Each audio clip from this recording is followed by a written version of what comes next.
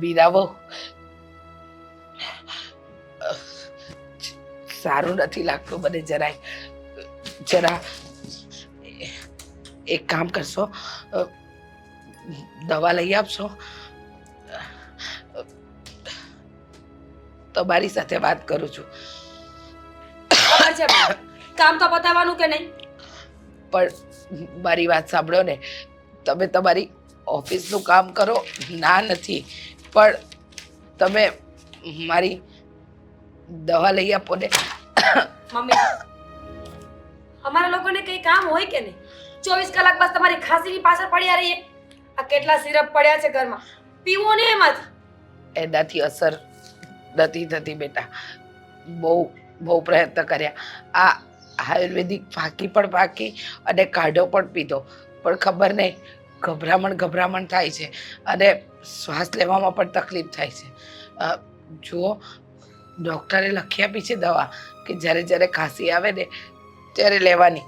હું તમને કાગળિયું આપું ને દવાનું, ખાલી મને લઈ આપો ને. આઈ એમ નોટ યોર સર્વન્ટ કે તમે ગમે ત્યારે ગમે એ કામ ચીધો ને તો નીકળી પડું ઘરમાંથી. 50 કામ હોય છે મારે.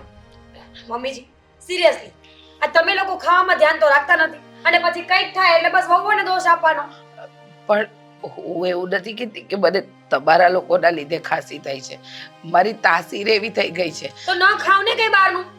આખો દિવસ બહારનું ખા કરો છો. ઘરમાં કઈ સ્વીટ આવે ને એટલે પહેલો ડબ્બો તમે ખોલશો.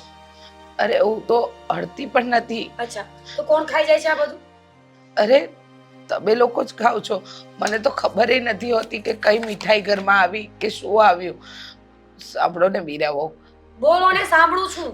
કઈ નહીં તો ખાલી મને કાઢો બનાવી આપો. મમ્મીજી, મહેરબાની કરીને હવે મારું મોઢું ના ખોલાવો ને તો વધારે સારું.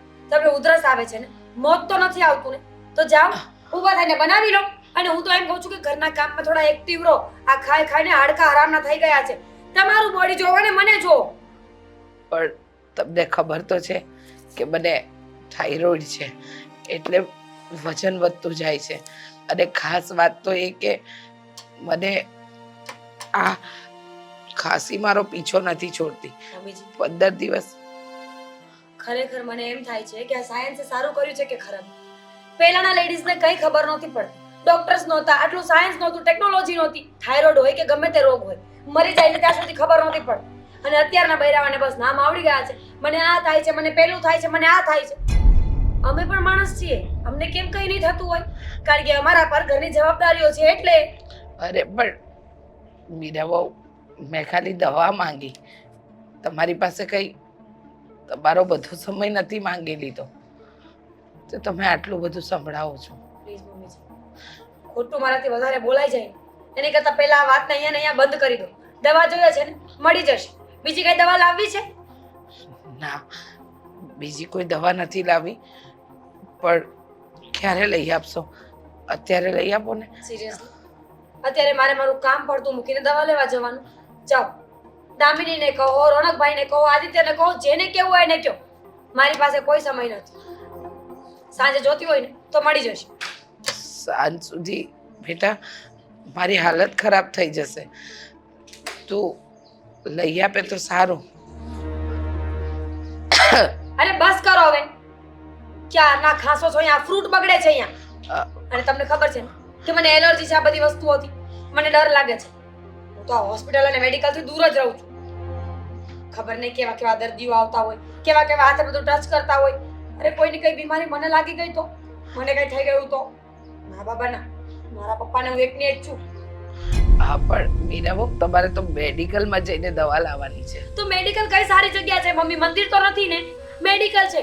જ્યાં કેવા કેવા દર્દીઓ આવતા હોય, કેવી કેવી બીમારીઓ લઈને આવતા હોય, જેવા તેવા હાથે બધું વળાતું હોય. છી છી, હું નહીં જાઉં ત્યાં. મને તો બહુ ડર લાગે. સાચું કહું તો દુનિયામાં મેડિકલ કે હોસ્પિટલ તો હોવા જ ના જોઈએ. આ બધા બુઢ્ઢાઓ એમને મરી જાય તો સારું. ખોટા એ લોકોને જીવતા રાખવા માટે કેટલું કેટલું કરવું પડે.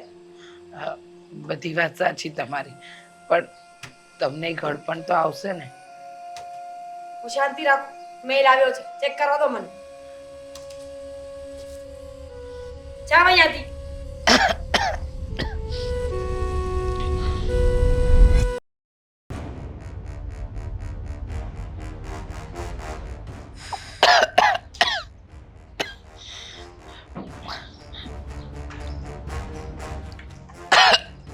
શું પીવો છો? દાબીની બહુ કાઢો બનાવીને પીવું છું. હું શું કહું તમને,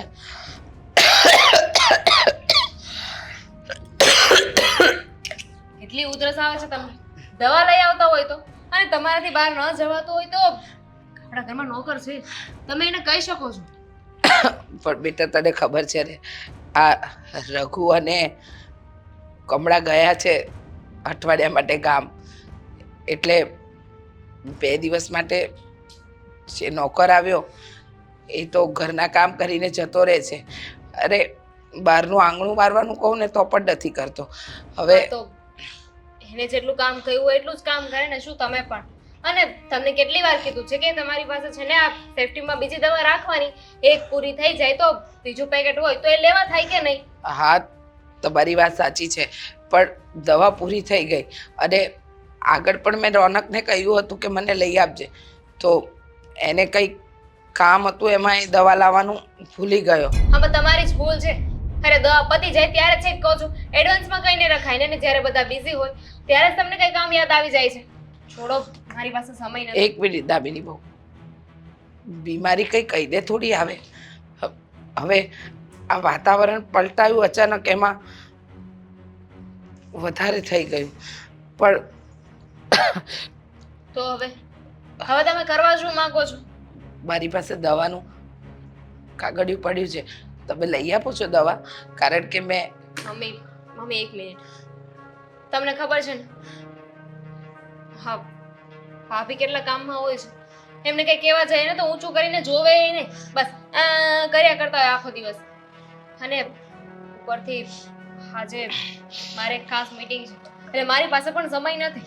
તમે જાતે લઈ આવો ને, શું થવાનું છે? અત્યારે તમે જેટલી વાત કરીને એટલી વારમાં તો તમે દવા લઈને પણ આવી ગયા હોત. વાત સાચી છે, પણ મારે નાકા સુધી જવું પડે અને ત્યાંથી રિક્ષા મળે, અને તમને તો ખબર છે કે બહાર કેટલી ગરમી છે, એટલે કહું છું કે તમારી પાસે ગાડીઓ છે, તમે જઈને લઈ આવો ને તો 10 મિનિટમાં આવી જાય. 10 મિનિટનો સમય તો હોવો જોઈએ ને મમ્મી. સમય હોય તો અમને બધાને શોખ થાય છે કે અમે તમને ના પાડીએ. જો પ્લીઝ, અત્યારે હું તમારી મદદ કરી શકું એમ નથી.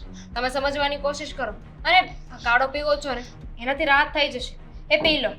વાત સાચી છે તમારી, પણ આ છેલ્લા 2 દિવસથી કાઢો જ પીઉં છું, પણ ફરક નથી દેખાતો. એટલે ડૉક્ટરે કહ્યું હતું કે તમને વાયરલની અસર તરત થાય, અને આ વાતાવરણ પલટાય એટલે તમારી ખાંસી અને શરદી તરત પકડાઈ જશે. એટલે કહું છું કે ખાલી હું છે ને મને તમારા ઉપર ગુસ્સો કરવા નથી માંગતી. ઓલરેડી મારું મગજ તપેલું છે. સવારમાં તમે રોનક સાથે મગજમારી કરી હતી, એનો સમય ખોટી કર્યો હતો. અરે ખાલી ખોટા લવારા કરતા હતા ને, એ બધો જ ગુસ્સો એમને મારા પર ઉતાર્યો છે, અને હવે એ ગુસ્સો હું તમારા ઉપર ઉતારવા નથી માંગતી. એટલે પ્લીઝ અત્યારે મને નહીં બતાવો ને તો વધારે સારું. અને રહી વાત દવાની, તો અત્યારે સમય નથી. એવું હોય ને તો હું કાલે લઈ આવીશ. પણ દામિની બહુ, મેં રોનકને બીજું કાંઈ નથી કીધું. હું ત્યાં બેઠી હતી, એ આવીને જેમ તેમ બોલવા માંડ્યો. જો ખોટું ના લગાડતા, પણ હવે કેવું થઈ ગયું છે ને કે ઘરડા મા બાપ એટલે ઘરમાં પડેલું ભંગાર. કોઈની પાસે મા બાપ માટે સમય નથી હોતો. ના, એવું નથી. પણ જેમ દીકરાઓ મોટા થતા જાય ને એમ મા બાપની ઈચ્છાઓ વધતી જાય છે, એમની આશા, એમની લાગણીઓ વધતી જાય છે, એમની એક્સપેક્ટેશન વધી જાય છે કે હવે મારો દીકરો આમ કરશે, હવે મારી દીકરી આમ કરશે. પણ એવું નથી હોતું. તમે સમજવાની કોશિશ કરો. એક સમય એવો હતો ને કે જ્યારે તમે પણ બિઝી હતા, ત્યારે અમે પણ તમારી પાસે સમય માંગતા હતા. હવે એમ અમારી પાસે પણ અત્યારે સમય નથી. એટલે જો તમે તમારી રીતે તમારું કરી લો ને તો વધારે સારું. સારું, હું મારી રીતે મારી દવા લઈ આવીશ. અત્યારે આ પી લો, કાલે મને યાદ રહેશે ને તો હું દવા લેતી આવીશ.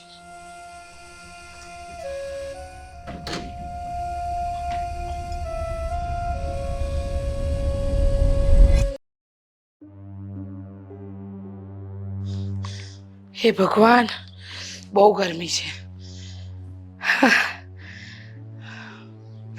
તારું તારું કેમ છે? આ લોકો ક્યાં ગયા હશે?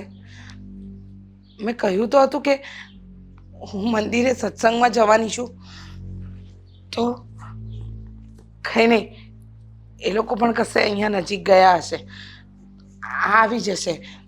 રાહ જોઉં ને થોડી વાર.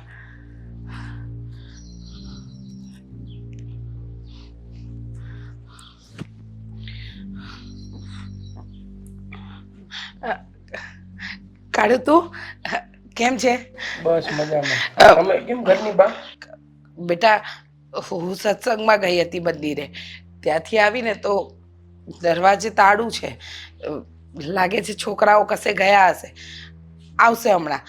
મને એમ કે આજે રજા છે ને તો ઘરે હશે બધા, એટલે ચાવી પણ એક્સ્ટ્રા લઈને નહીં ગઈ જોડે, પણ ખબર નહોતી કે એ લોકો જવાના છે બહાર. પણ એ તો આજે સવારે મેં જોયું ચારે કશે જતા હતા એ. આદિ, રોનક, મીરા, દામિની બધા. તો એ લોકોએ કહ્યું કે ક્યાં જાય છે, શું છે, કંઈક કહ્યું? એ તો કઈ કીધું નહીં, પણ એમ કીધું લગભગ રાત્રે આવશે એ લોકો. રાત્રે આવશે? ચાવી એવું કઈ તને આપતા ગયા? ના ના એવું તો નથી. મને એમ કે તમારી પાસે આવી છે, તમને નથી આપતા ગયા? ના બેટા, આ ઘરની એક્સ્ટ્રા ચાવી છે, પણ હું તો સત્સંગમાં ગઈ, ઘરે એક કામ કરો ને, અત્યારે ચાલો મારી ઘરે, એ લોકો આવશે ત્યારે હું તમને પાછો મૂકી જઈશ. ના ના, તું જા. મને એવું લાગે ને તો તારા ઘરે આવીશ, પછી આવીશ. હા, જા. ચાલો ને માસી, એવું ન કરો. ના ના કાળુ, સમજ ને, છે ને આટલો મોટો ઓટલો તો છે, હું બેસું છું થોડી વાર, એવું લાગે ને તો આવીશ. હા પાકું ને? હા, પાકું પાકું પાકું આવીશ. એવું લાગે તો હું પાછો હા આવીશ. હા, આવજે આવજે. હા, જા થોડી વાર. આ છોકરાઓને મારી કઈ નહીં પડી હોય કે મમ્મી ચાવી લઈને ગઈ છે કે નથી ગઈ. તો મારો ફોન પણ નહોતી લઈ ગઈ. હવે રાત સુધી નહીં આવે તો હું શું કરીશ?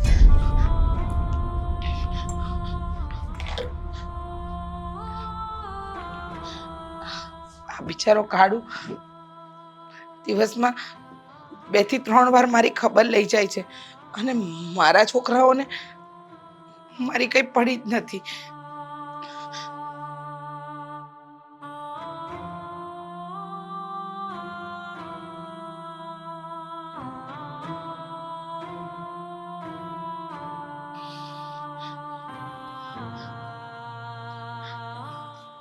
આંટી, હા કાળુ, જો ને કઈ નહીં, થોડો પરસેવો થાય છે. શું છે તને તો ખબર છે, મને બ્લડ પ્રેશરનો પ્રોબ્લેમ છે. હમણાં થોડી વાર પહેલા જ બાજુમાંથી પાણી પીધું, એટલે સારું છે, આવી જશે. હવે જો ને, બસ ને આટલો પારકો કરી દીધો મને તમે.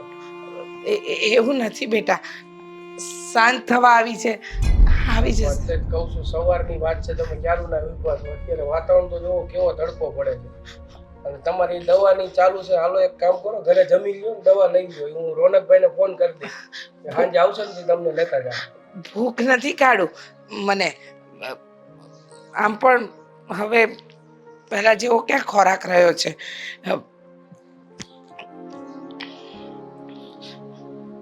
હાલો ને,